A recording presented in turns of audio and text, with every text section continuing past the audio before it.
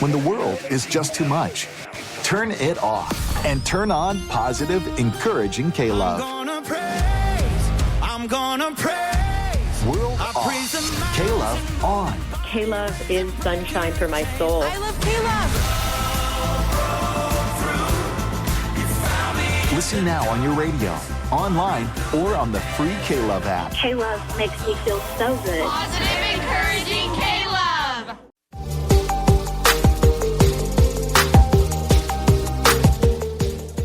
One of these men is a highly respected New York attorney, Lucas A. Ferrara. The other is a self-proclaimed man of the people, known as Mert Roberts. Their aim is to discuss the hottest issues impacting our city, state, and nation. Fasten your seatbelts. Shake It Off with Mert and Lucas, live, starts now on AM 970, The Answer.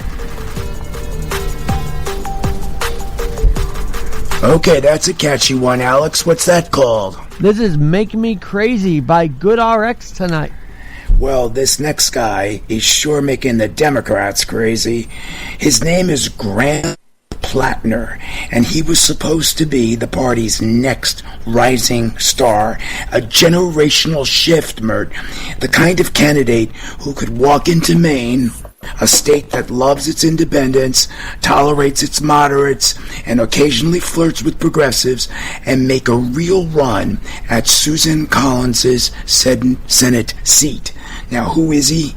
Well, Graham Platner is a Marine Corps and Army National Guard veteran who went from combat deployments in Iraq and Afghanistan to running an oyster farm on the coast of Maine. He later served as a State Department security contractor and local harbor master before emerging as an unlikely, loud-voiced Democratic challenger in the Maine Senate race. So we're talking about Maine. Now, Platner wasn't polished. He wasn't manufactured. He wasn't the product of a Georgetown to Capitol Hill pipeline. And online, he was raw, loud, and unapologetic. The kind of candidate who talks the same way on the stump as he does in a group chat. And for a while, Mert, that was his superpower. He had Bernie Sanders, Elizabeth Warren, wing of the Dem Party, nodding along. He had young voters sharing his clips. He had strategists whispering that maybe, just maybe, he could pull off an upset. And in a Senate map where Democrats were desperate for a pickup, Platner looked like a risk worth taking.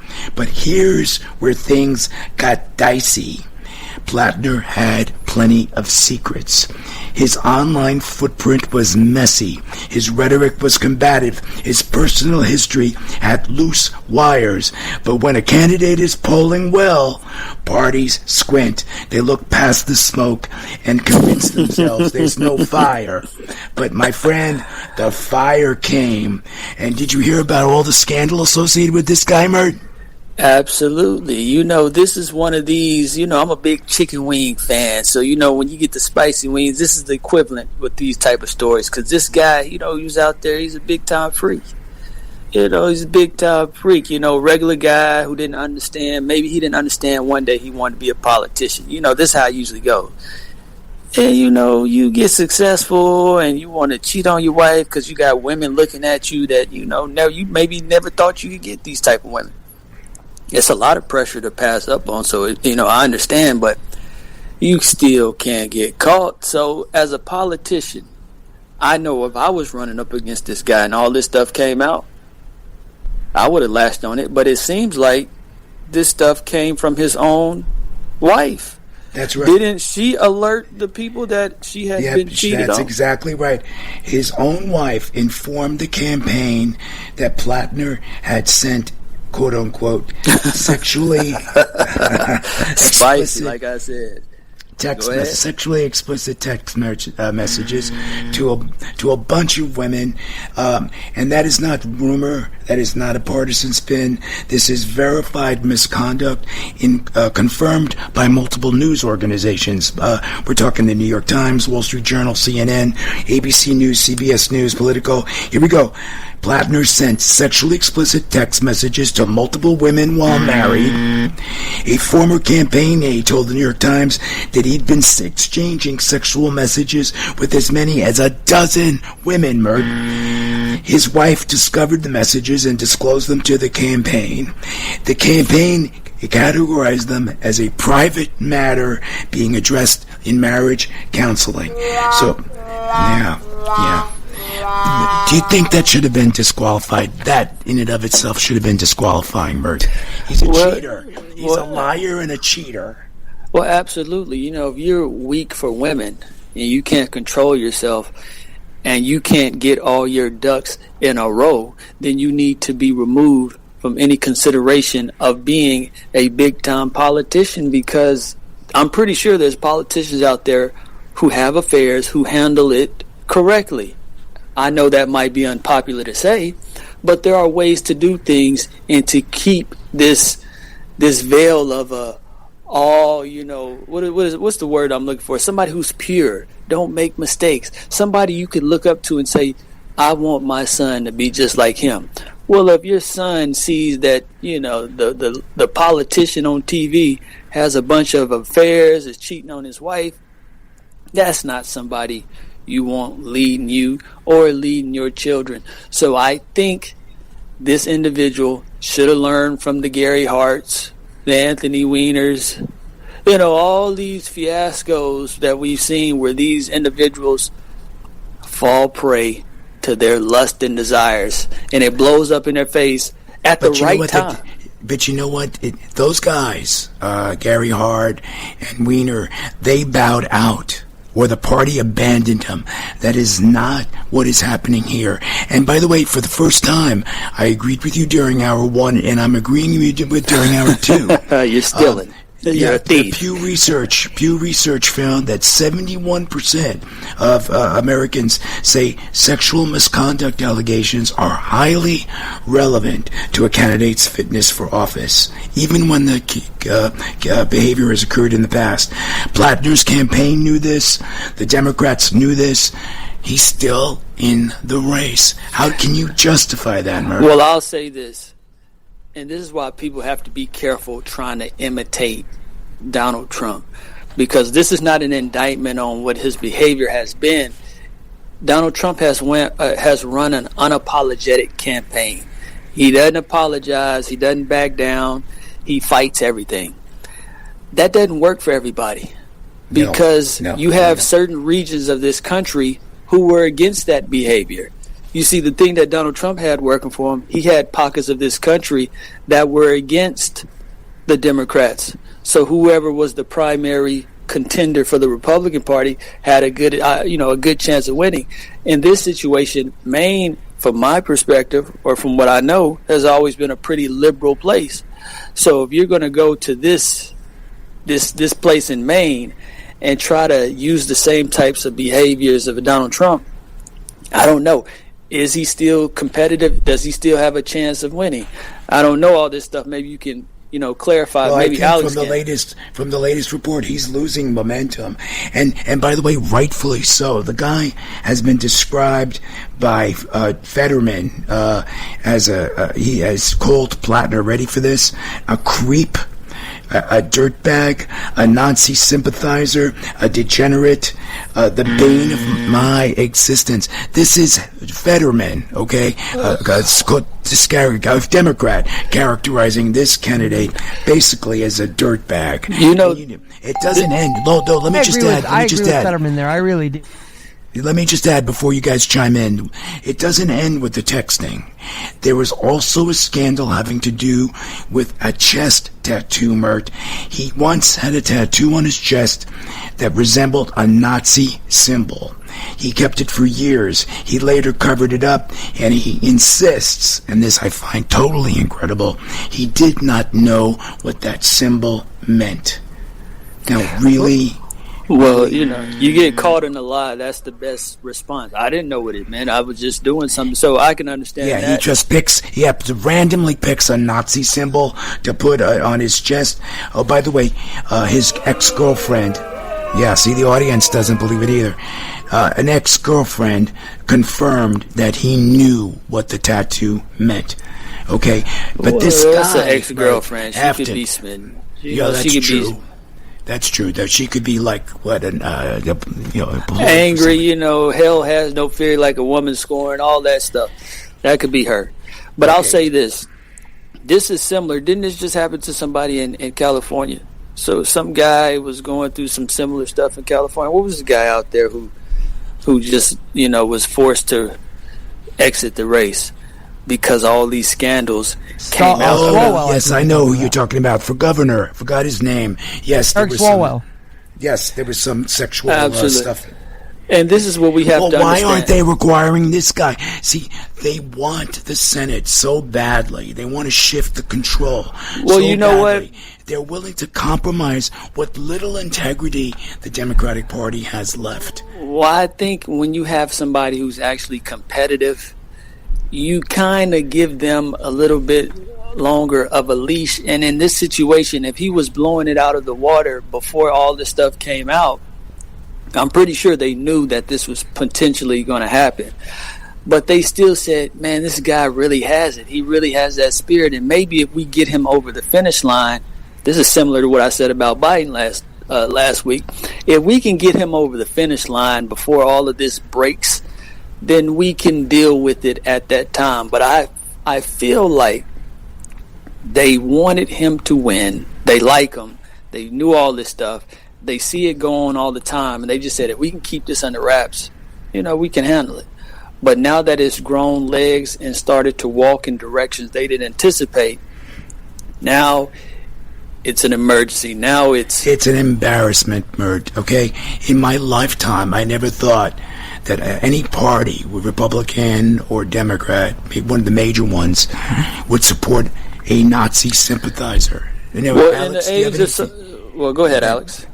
Do you have any thoughts about this? Isn't it shameful that the Democrats that Bernie Sanders and Elizabeth Warren are still standing by this? Putting their arms around him. It's actually quite disgusting. And it's disgusting, yes.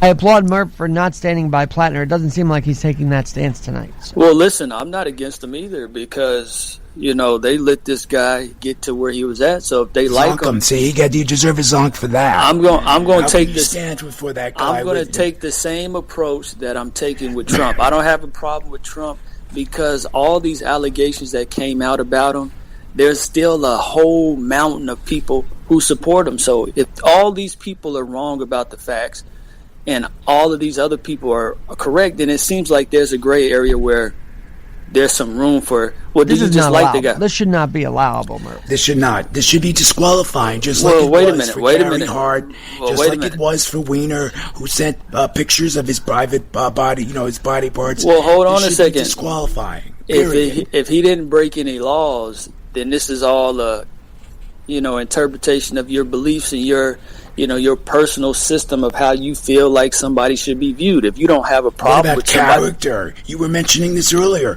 about parents wanting their kids to emulate, certain people, certain leaders. Character. This is a total lack of character, Mert. Well, if he still has a chance to win, then apparently they feel like his character overrides all his past transgressions. You mean his lack of character, you mean? No, I'm saying they might feel like he actually has character and it overrides what he did in his younger days. And that is possible in certain situations. So I can't denounce somebody just because he's unpopular. He was popular for a long time. Now all of a sudden I got to denounce him because his skeletons fall out of the closet. These are not criminal acts. These are all mistakes he made, and everybody makes mistakes. So if we're going to have this holier than thou view, I would like that to be consistent, and I know that that's not consistent because we pick and choose with who we want to be holier than thou with. So I'm going to approach all of these situations with Trump, with this guy, with all of these situations where there is no criminal acts. Well, in certain cases there are criminal acts with Trump, so that's a different point though. But in this situation, there is no criminal behavior. It is a moral behavior that we're discussing. And if the people are okay with it, who is old Mert to tell these people of Maine? Well, that they cannot support this guy. I tell you what, the people of Maine, I happen to have the numbers here, Mert. A Quinnipiac survey found that 58% of Maine voters, 58%, said the sexting scandal alone made them less likely to support Platner, while 64% said the tattoo raised serious concerns. So 64% more people are concerned about the Nazis sympathizing. But the most telling number was this, Mert. 72%, this is Maine voters, said the Democratic Party's response made the situation worse. Voters weren't just judging Platner, Mert. They're judging the party. And I think the party has failed voters, not only of Maine, but the country. Well, I'm not going to accuse you of this, but it sounds like that's something a Republican would blast out there to try to strengthen their candidate. So if this guy still has a chance, like I said earlier, who are you or I to question the people of Maine? They obviously love the guy if he's still in the running. You know what? I'll say this. A cratering campaign does not mean a failing one. It means maybe he was at 80 to 90%, and maybe now he's come down to 60%, which still is an amazing line of support. So if he still has a lot of support, all these critics out here who want to be the moral police, you need to be more consistent with that, and then you wouldn't have guys like this still be able to be viable candidates, because we have seen politics in this country lose decorum, not care about how somebody operates in their personal life, and be more about, are they entertaining, are they loud, can they argue, and I think who's losing is the Democratic Party, Mert. It's losing its core principles. It's losing its core identity. Look what happened in New York, where you have supposed Democratic socialists going to Congress. Since when? What is going on with the Democratic Party?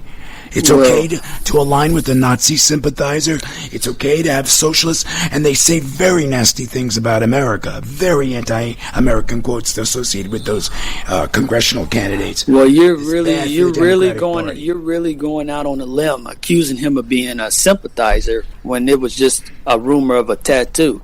So it's not a rumor; it's actually on his body.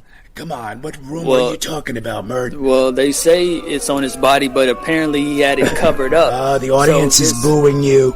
So if the tattoo has been covered up, then apparently he has had a change of heart. He no longer feels that way.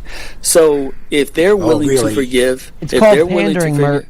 Yep. Amen. Thank you, Alex. Well, he didn't just get the tattoo covered up. Apparently he's done it a long time ago, so it wouldn't be pandering. It'd be a change of heart. Maybe he really didn't know what he was putting on his body, or maybe he was just a young white boy, because I've been had a lot of friends with a lot of white boys, and they do outrageous things because they feel like it's funny. It's dark humor sometimes. Not all the time, but just sometimes. Just for the record, Mert, I checked, and he covered up that tattoo October 22nd, 2025. Not that long ago, under a year ago, Mert. So it wasn't a long time ago. The guy's crazy, and he doesn't deserve to be in public office. No, look, he began as a rising star. He's ended as a cautionary tale, a candidate undone by his own past, a party being undone by its own indecision, so desperate to win a seat, and a Senate race that has become a spectacle, not because of policy, not because of ideology, but because of scandal, symbolism, and the brutal physics of modern politics. Whether he survives, Mert, is almost beside the point. The damage is done. The lesson is clear. The Democratic Party has lost its soul. Now, reflect on that. Let me remind you that you're listening to episode 103 of Shake It Off with Mert and Lucas Live. This is Lucas Ferrara with me in the studio at AM 970 in the heart of the financial district in downtown Manhattan. My co-host, Mert Roberts, affectionately known as the Mertonator, working the board, none other than Alex Garrett. He's got a 5-star rated podcast, One Leg Up with Alex Garrett. Please check. Yeah, who was that? And of course, let's not forget the mistress of Master Control, Ashley Ferrante. Thank you, Ashley. When we come back, we'll be joined by Dr. Isik Abla, a former Muslim, now a Christian minister, and a global speaker whose dramatic conversion story has inspired millions and has shaken the very assumptions of life under authoritarian rule. Now, me, Mert, Alex, all of us at AM 970 will return after these quick messages. Don't go anywhere. When we come back, Dr. Abla joins us to take us deeper into extraordinary journey from life under Islamic rule to her conversion to Christianity. And if you think her escape from abuse and extremism is remarkable, wait until you hear what's happening inside the Iranian regime right now.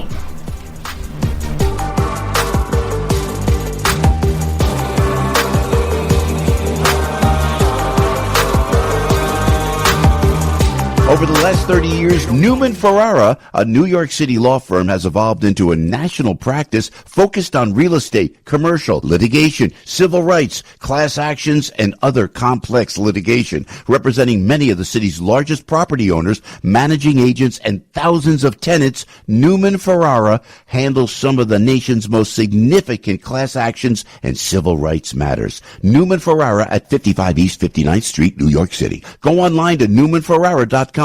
That's newmanferrara.com. Listen to the firm's name partner, Lucas Ferrara, every Saturday at 10 a.m.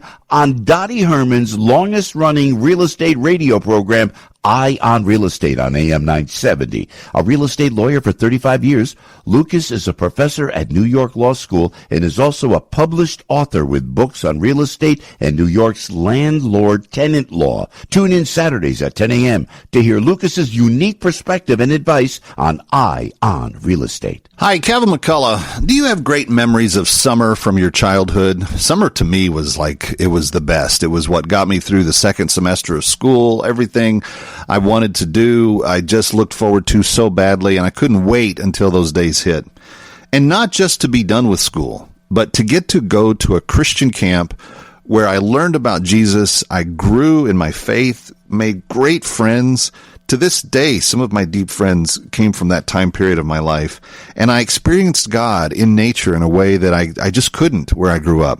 And I didn't grow up in the inner city, which is where a lot of kids that enjoy Angel Tree Camp are living, with parents who are incarcerated, but who have turned a page and say they want to do something different in their life than they have done in the past. In fact, they've completed the Angel Tree Bible study in the prison system, and they have requested for their children an opportunity to attend Angel Tree Camp. Friends, there's not a lot that we can do to sometimes have tangible impact on the crime and the situations that we face in the culture.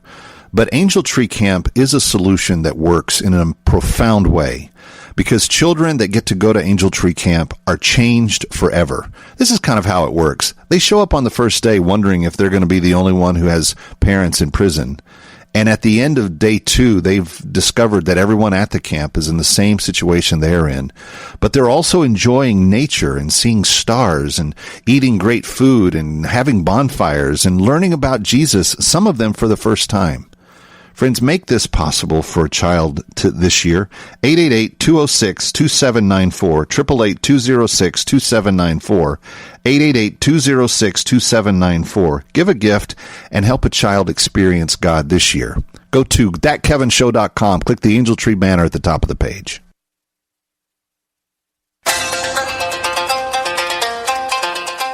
Welcome back to Shake It Off with Mert and Lucas, live on AM 970, The Answer.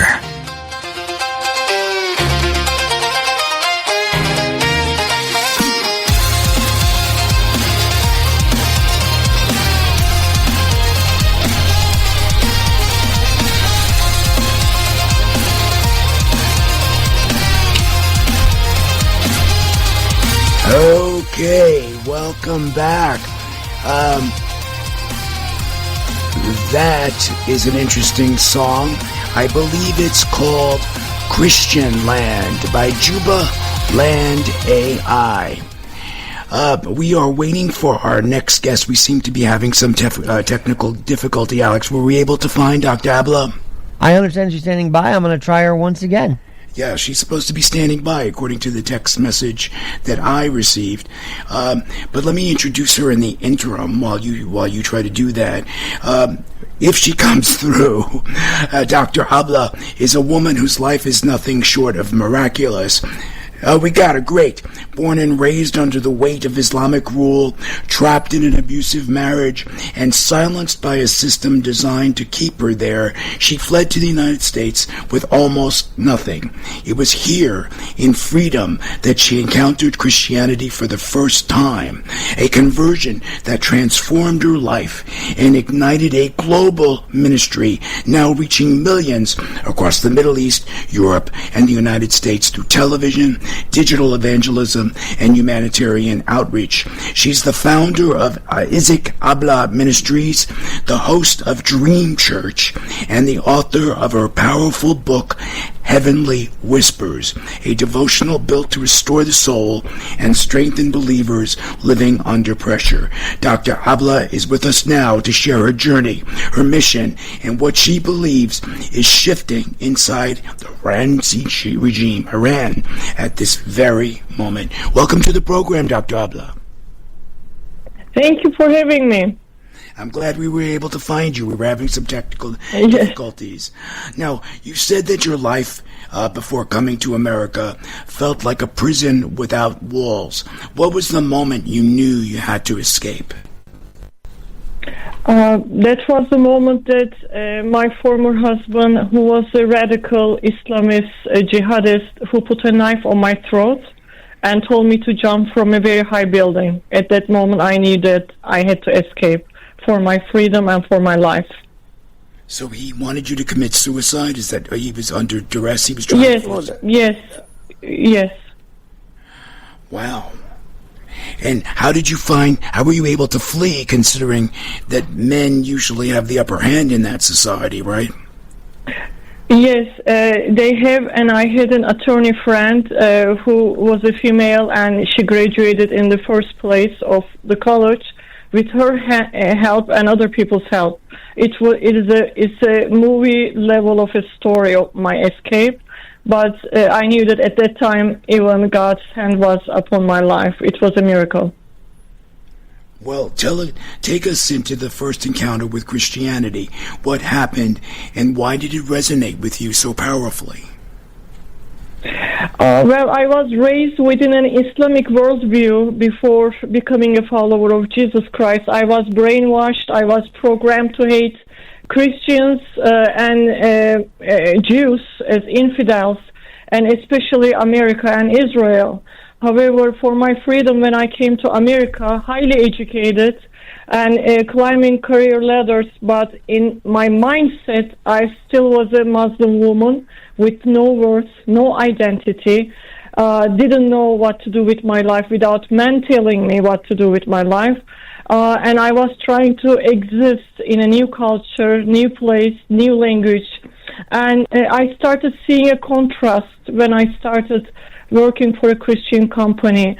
At that time, I was studying computer network engineering, and at that time, I started doing some Bible website database, and my boss started witnessing to me. And I started seeing the contrast of how Jesus was saying, love your enemies. I started seeing the contrast of how he valued women, and but I couldn't make a decision. So I was in a worse place than ever before because I was in between place. And then one morning I decided that I was going to take my life. And I started planning my suicide. And that day my boss called me to his office and he started telling me about Jesus and his love for me. And at that very moment I just said yes. It was a supernatural encounter that changed my life. Wow. So that was your boss that stopped you from committing suicide, basically? Basically, yes. And he started telling me that Jesus knew about my plans. He never forsaken me. He never abandoned me. And he has been there by my side when I was abused as a little girl, and I grew up during Civil War years. I saw a lot of gore, bloodshed personally. And he said Jesus was by my side. He never left me, and he was interceding for me that one day I would surrender my life to him. And that was it for me. Can I ask you a question? Yeah, let me ask a question. Go ahead. Do you feel like if you would have went to a version of Islam that wasn't being abused by the men, like if you would have came to the United States, because there's a lot of Muslims here in the United States who, from what I see, they enjoy their faith. If you would, they're not extremists. But they're not extremists. But that's what I'm saying. Yeah. If you would have went to a version of Islam that was like that, do you feel like you would have made the conversion to Christianity? Well, it's a great question. I tried that version of Islam as well. I tried Sufism in Islam, which is a milder, mellow version of it. But it didn't do anything for me, and it didn't change anything. I didn't have a personal relationship with the God that I was serving. And then I wanted to go more radical, thinking that because my life was all radical, very extreme. I saw very extreme things and experienced extreme, and that started resonating with me. But coming back to your question, I believe I would, because sooner or later I was going to come to that bankrupted place with my faith that wasn't working for me. And to be clear, Good. You're in America now, right? Just to be clear, are you still? Yes. Yes. So coming to America shaped your relationship with Christianity versus where you came from. Do you feel like where you came from, Islam is loved, or is it the way they operate out of fear? What do you think is going on? Because these countries seem like they're very pro their religion, which makes sense. But do you feel like there's a lot of people over there, such as yourself, who wish they could flee and come to the United States or some places like the UK? Well, this is a great question to analyze, because I have a ministry primarily in the Muslim world. So we are seeing already, this is not an opinion or theory, as a fact, that people under oppression and fear are looking for their freedom. They are looking for a cure. They are looking for hope. And they are hungry and they are thirsty. So they are under a regime more than a religion, and we have a hard time understanding this in the Western world. We are seeing incredible level of conversion within their own country, because they are sick and tired of it, and which we are seeing it in Iran right now. And we are primarily in Iran and Turkey. For that reason, I would say that, yes, me coming here was part of my own journey. But if I was in Turkey and I was introduced to a hope, a new faith, definitely I believe that sooner or later I would embrace it. Because I was drowning. So you were a Muslim technically when you were thinking of committing suicide. I'm just trying to put the pieces. Absolutely, yes. Okay. Yes, I was a Muslim when I wanted to kill myself. Okay, that's why I was asking about the softer form, and if you tried that softer form. And where'd you come from again? Just to be clear, you came from where? Istanbul, Turkey. Istanbul, Turkey. Okay. Now, So Doctor, your ministry reaches across the Muslim world. What message, we only have a couple of minutes before we have to go to commercial break, what message resonates most with people living under authoritarian regimes? God loves them unconditionally. He loved them so much that he died on the cross for them. Once I was serving a God who was telling me to kill and die for him. Now I am serving a God who came and died for me. That is the difference, and they embrace this difference. Wow. And you said that dreams and visions play a major role in conversions in the Middle East. Why do you think that is? We only have about a minute. I believe God is in this, first and foremost, and second, we can see it even in the Bible. Starting from Genesis, dreams and visions are big in the Middle East, and it was the same way in the past. God is still communicating to the people that He is calling, and now He is calling Muslims. Well, we're going to talk about your book, Heavenly Whispers, when we come back from the break. But right now, Dr. Abla, we have to take a quick commercial break. Sure. But have no fear. Dr. Abla will be rejoining us after these quick commercial messages. For more info about the doctor and her work, please visit isikabla.com. That's ISIKABLA.com. isikabla.com. You could find her book, Heavenly Whispers, on Amazon or wherever books are sold. We'll have the link posted on our website, shakeitofflive.com. Mert, Alex, and I hope you'll stay tuned. Stay right where you are. Dr. Isik Abla is back after the break with more of her extraordinary journey from surviving unthinkable darkness to becoming a global voice for spiritual transformation. Trust me, the next turn in her story isn't just compelling, it's the kind of revelation you don't see coming. Over the last 30 years, Newman Ferrara, a New York City law firm, has evolved into a national practice focused on real estate, commercial, litigation, civil rights, class actions, and other complex litigation, representing many of the city's largest property owners, managing agents, and thousands of tenants. Newman Ferrara handles some of the nation's most significant class actions and civil rights matters. Newman Ferrara at 55 East 59th Street, New York City. Go online to newmanferrara.com. That's newmanferrara.com. Listen to the firm's name partner, Lucas Ferrara, every Saturday at 10 a.m. on Dottie Herman's longest-running real estate radio program, Eye on Real Estate, on AM 970. A real estate lawyer for 35 years, Lucas is a professor at New York Law School and is also a published author with books on real estate and New York's landlord-tenant law. Tune in Saturdays at 10 a.m. to hear Lucas's unique perspective and advice on Eye on Real Estate. Unity Bank is dedicated to community-oriented banking and offers a full range of services including business and personal accounts, business loans, and mortgages. Unity has locations throughout New Jersey and in Lehigh Valley, Pennsylvania, expanding its footprint to 21 retail locations. If you're a small business owner, you know how frustrating it is to be a nobody at the big banks. You should be banking at a community bank like Unity. You can have a personal relationship with the president and CEO, my good friend Jim Hughes. Jim asks that you call him directly at 908-713-4306, 908-713-4306, or send an email to james.hughes, Hughes, at unitybank.com, and Jim will get right back to you. You can't get this type of service at the big banks. Visit unitybank.com. FDIC insured, equal opportunity employer, and equal housing lender. Unity Bank, growing with you.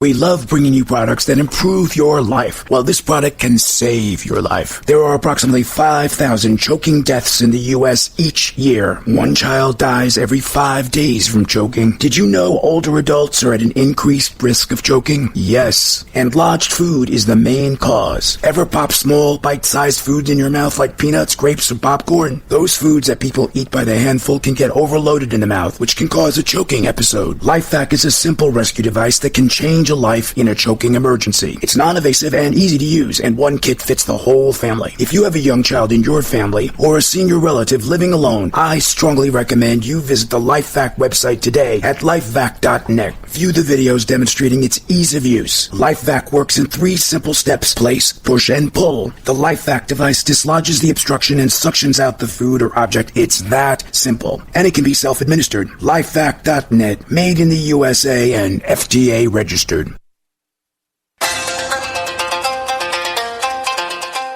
Welcome back to Shake It Off with Mert and Lucas, live on AM 970, The Answer. We are joined again by Dr. Isik Abla, a survivor, a truth teller, and a global voice for spiritual freedom. Her latest book, Heavenly Whispers, captures the intimate, restorative moments that shaped her journey from oppression to purpose. She's back with us now to push the conversation forward. For more information about the doctor and her work, visit her website. It's www.isikabla.com. ABLA.com, IsikAbla.com. You could find her book, Heavenly Whispers, on Amazon or wherever books are sold, and we'll have the links posted on our website, ShakeItOffLive.com. Mert, you had a follow-up or a question for the good doctor? Yes, the one thing I'd like for the people to know about you, when you're focusing on Christians, what are some of the issues that you see them come to you with versus when somebody comes to you from the Muslim faith? What are some of the similarities and the differences, if you can speak on that? And there are many similarities, as all humans are experiencing a certain level of anxiety, of course, insecurities, identity crisis, fears, and depression. We are seeing this in another form, another level, or extreme level in the Muslim world, of course. But when Western Christians are coming, I am also seeing those as well. So you see there's abuses of Christianity, and maybe not as far as what you've seen at home, but No. like, do you see any extreme, that you don't see any extreme Christianity abuses that come to you and say, hey, this is different, I didn't expect Christianity to be like this? Yes, what I learned at early age as a new Christian, to separate that what was coming from a human fallen nature and what was coming really from our God. And those are the things that I had to separate from religion, from personal relationship with Christ. So yes, we are seeing it. There are so many extreme situations in the Christian world, but it is nothing close to what I have experienced and I have seen in Islam. Hey, Doc, let's talk about the Iranian regime, the elephant in the room. Yes. Are people unhappy, or what we're seeing in the media a distorted perspective? Because you seem to suggest that the people are resenting the current structure and are rebelling against it, but we don't see that on television, that's for sure.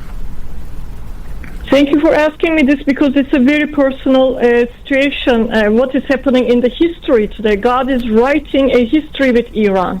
And unfortunately, it became a political issue in the United States, but it's not political. It is about human life, human rights. And more than 50,000 people got killed for their freedom. We need to separate Iranian people from Iranian regime that is oppressive and fear-based operated. Right now we are seeing so many Iranian people are on the streets risking their lives for their freedom. And we are seeing the battle is ideological before it is violent, and violence is the fruit of this ideology that they are standing against. And it is real for them, it is their lives, and they are basically saying, we want our freedom, we prefer to die than be in this prison. Well, what do Americans misunderstand most about life under Islamic rule? The most they are not understanding that Islam is not only a faith-based religion, it's an ideology. You cannot defeat an ideology if you only fight its violence. And this is Iran is at the verge today of differentiating this dilemma. And Iranian people are seeing this. They are walking away from their faith, not only from their government only, not only from this invisible prison cell. They are walking away from everything that are putting them in this bondage. And I think American people are having this problem to see that, because they never lived that. I didn't learn this from textbooks. I lived this. And that is why it's easier for me to understand that what they cannot see and understand.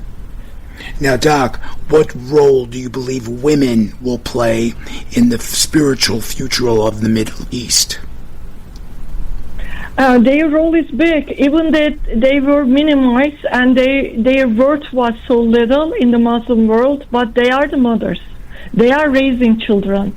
They are working and raising children at the same time. And they are the educators. They are the first educators, first responders to any crisis.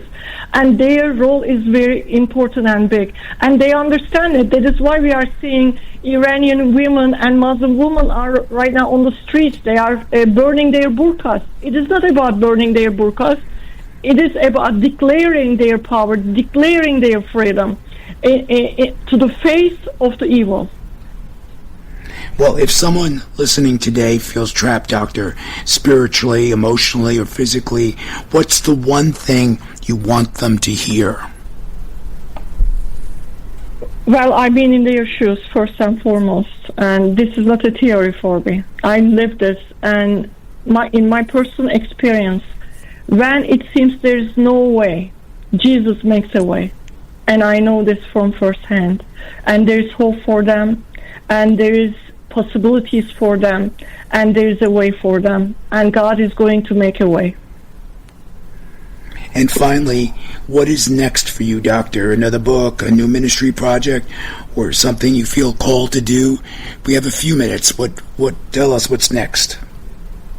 What is next for me is one, I am working on trauma healing especially it is very needed right now, you can imagine. And the next is coming up right now, a book that says, I live this, unveiling radical jihadist Islam, not as a religion, but as an ideology, to expose what is happening in the U.S., with jihad, population jihad, economical jihad, media jihad. So those are the things in my book that I will be revealing what is happening here.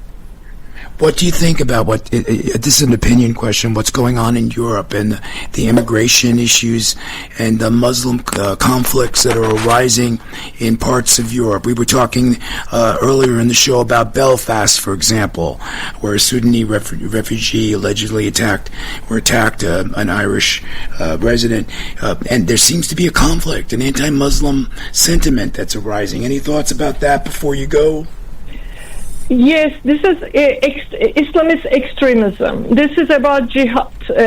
We are not talking about average Muslims in the world. And every ideology that seeks to replace constitutional liberty is against human rights and human safety.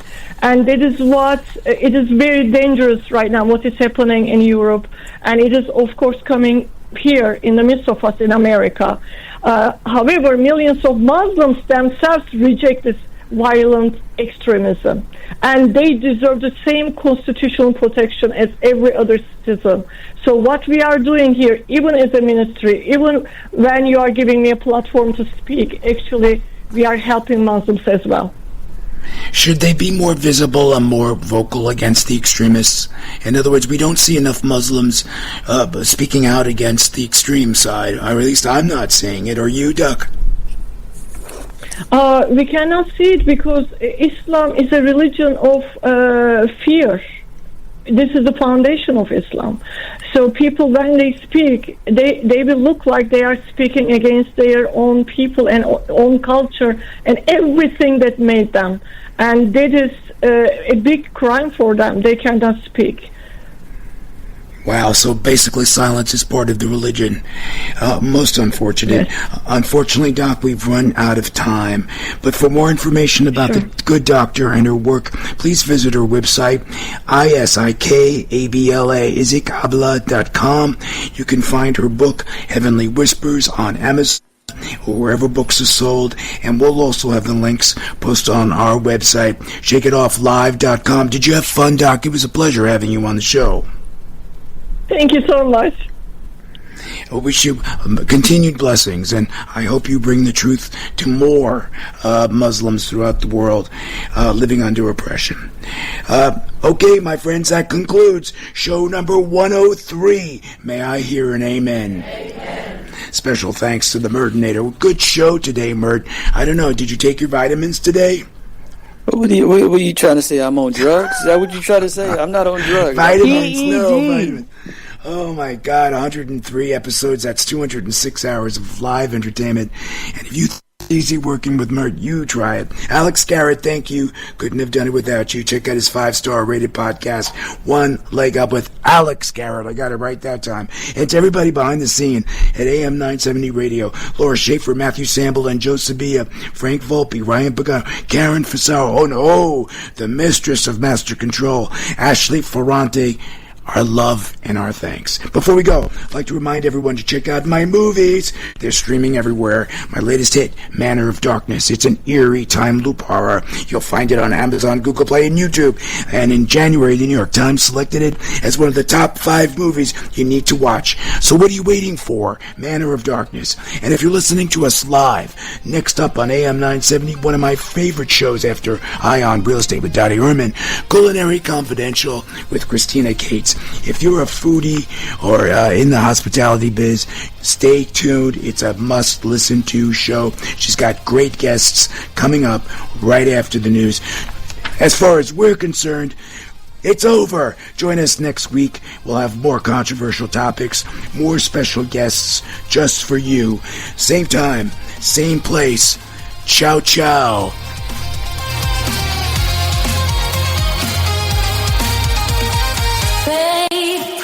The preceding program is sponsored by Shake It Off Live, LLC. Over the last 30 years, Newman Ferrara, a New York City law firm, has evolved into a national practice focused on real estate, commercial, litigation, civil rights, class actions, and other complex litigation, representing many of the city's largest property owners, managing agents, and thousands of tenants. Newman Ferrara handles some of the nation's most significant class actions and civil rights matters. Newman Ferrara at 55 East 59th Street, New York City. Go online to NewmanFerrara.com.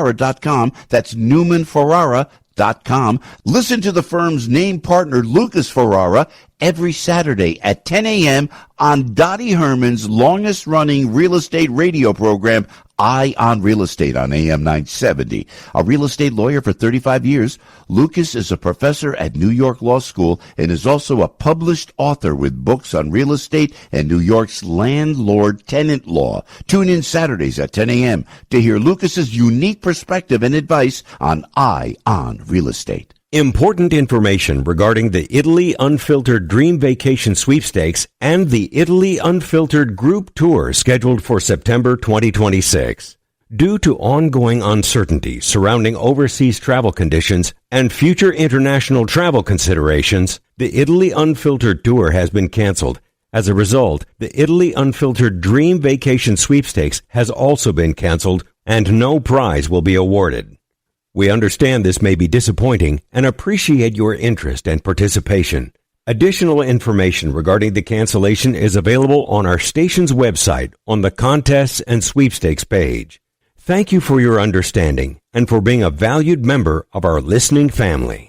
Hey, Joe Piscopo, I want to tell you about gold, silver, and Landmark Capital. Over the past 2 years, gold and silver have outperformed all the major stock indexes. That's why a lot of people are rolling over their 401ks, IRA, and the physical gold and silver to take advantage of the protection of performance. And our friends at Landmark Capital can help you do this. Now is the time to move. They make it simple.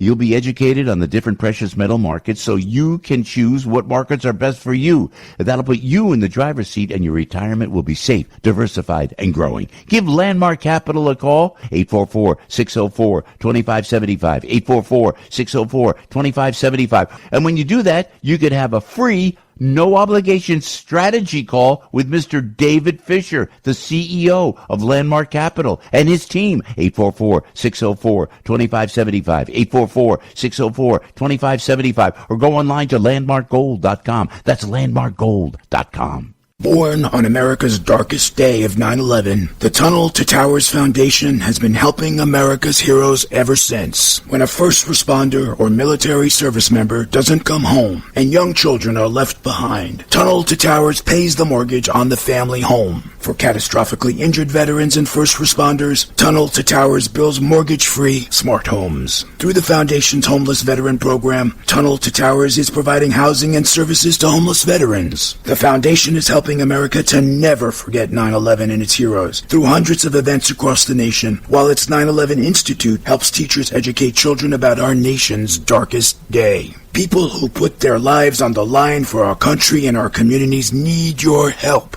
Join Tunnel to Towers on its mission to do good and never forget 9/11 or the sacrifices of America's heroes. Donate $11 a month and consider amplifying your impact with a car or land donation. Go to T2T.org. That's T2T.org. Many women fear breast cancer, chemo, and deforming surgery. Coming to New York from Harvard, 97% of women with breast cancer had mastectomy at super-duper hospitals, exact opposite Dr. Lederman's care.